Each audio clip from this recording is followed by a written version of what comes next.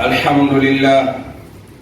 الحمد لله ذاكر من ذكره ويتولى الصالحين ويذيب الذاكرين ويزيد من شكره. أحمده سبحانه وأشكره وأتوب إليه وأستغفره، فما خاب من ذكره وما انقطع من شكره.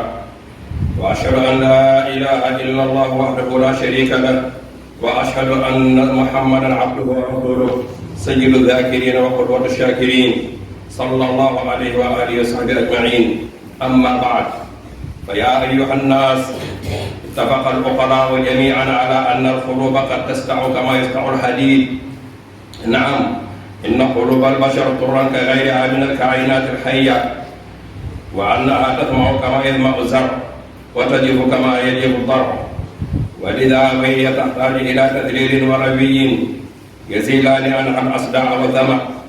والمرء في هذه الحياة محاط بالأعضاء من كل جانب، نفسه الأمارة بالسوء تورده موارد الهلكة، وكذا هواه وشيطانه، وهو بحاجة ماسة إلى ما يحرزه ويؤمنه ويسكنه مخاوفه ويطمئن قلبه. وإن من أكثر ما يزيل تلك الأدواء ويحصل من الأعداء ذكر الله والإكثار منه لخالقها ومعبودها، وهو جلاء القلوب وسقالها ودوائها.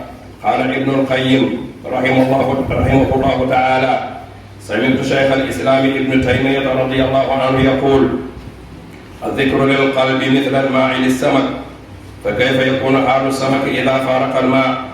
أيها الناس، لقد حث الدين الحنيف على أن يتصل الإنسان بربه ليحيي ضميره ويزكو نفسه ويتطهر قلبه. ولأجل هذا جاء في محكم التنزيل ما يدعو إلى الإكثار من ذكر الله تعالى عز وجل.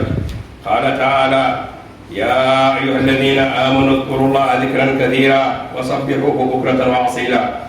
وقال سبحانه: والذاكرين الله كثيرا وذاكرات أعد الله لهم مغفرة وأجرا عظيما. فقال صلوات الله وسلامه عليه: كلمتان حبيبتان إلى الرحمن خفيفتان على اللسان ثقيلتان في الميزان، سبحان الله وبحمده سبحان الله العظيم، متفق عليه. وقال صلى الله عليه وسلم: ألا أنبئكم بخير أعمالكم وأزكاها عند مليككم وأرفعها عند درجاتكم، وخيرا لكم من أعطاء الذهب والورق، وخيرا من أن تركوا عدوكم فتضربوا أعناقكم ويضربوا أعناقكم. قالوا ما ويا رسول الله؟ قال: ذكر الله عز وجل. رواه أحمد.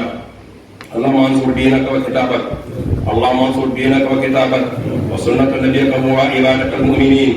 اللهم فرج هم المهمومين من المسلمين، ونفس كرب المكروبين، واقض دين عن المدينين، واشف مرضانا ومرضى المسلمين يا رب العالمين. اللهم أرنا الأشياء كما هي، أرنا الحق حقا وارزقنا اتباعه، وأرنا الباطل باطلا وارزقنا اجتنابه. يغفر الله لي ولكم ولجميع المسلمين، واستغفروه إنه هو الغفور الرحيم.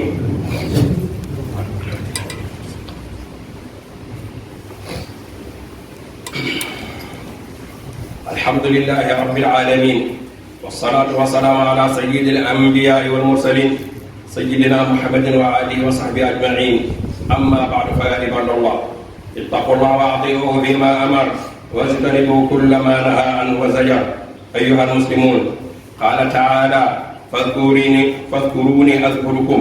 وقال جل وعلا في الحديث القدسي: أنا عند ظن عبدي بي وأنا معه إذا ذكرني، فإن ذكرني في نفسه ذكرته في نفسي، وإن ذكرني في ملأ ذكرته في ملأ خير منه.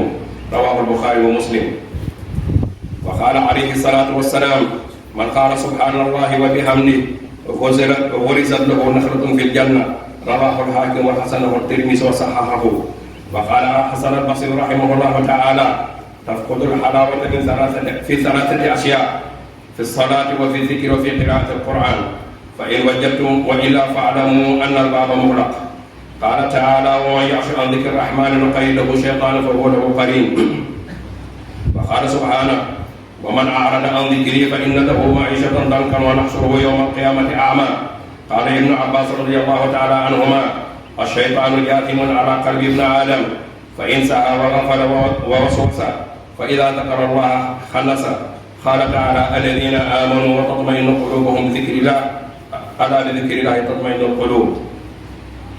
واشتكى علي بن أبي طالب كرم الله وجهه وفاطمة رضي الله عنهما إلى رسول الله صلى الله عليه وسلم ما تواجهه من الطحن والعمل المجهل، فسألته خادما فقال صلى الله عليه وسلم: ألا أدلكما على ما هو خير لكما من خادم؟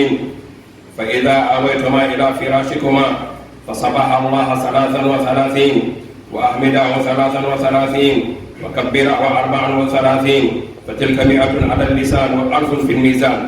فقال علي رضي الله عنه: ما تركتها بعدما سمعتها من النبي صلى الله عليه وسلم. فقال له رجل: ولا ليلة الصفين؟ فقال: ولا ليلة الصفين. فاتقوا الله أيها المسلمون واذكروا الله ذكرا كثيرا لعلكم تفلحون. قال تعالى: يا أيها الذين آمنوا لا تلهكم أموالكم ولا أولادكم عن ذكر الله ومن يفعل ذلك فأولئك هم الخاسرون. جعلني الله وإياكم من الذاكرين الله كثيرا وذاكرات. اللهم أعز الإسلام والمسلمين وأذل الشرك والمشركين ودمر أعداءك أعداء الدين، واجعل هذا البلد آمنا مطمئنا وسائر بلدان المسلمين. اللهم اجعل اجتماعنا هذا اجتماعا مرحوما وتفرقنا من بعده تفرقا معصوما، ولا تجعل فينا شقيا ولا محروما يا ذا الجلال والإكرام. أستغفر الله لي ولكم ولسائر المسلمين واستغفروه إنه هو الغفور الرحيم. قوموا إلى الصلاة يرحمكم الله.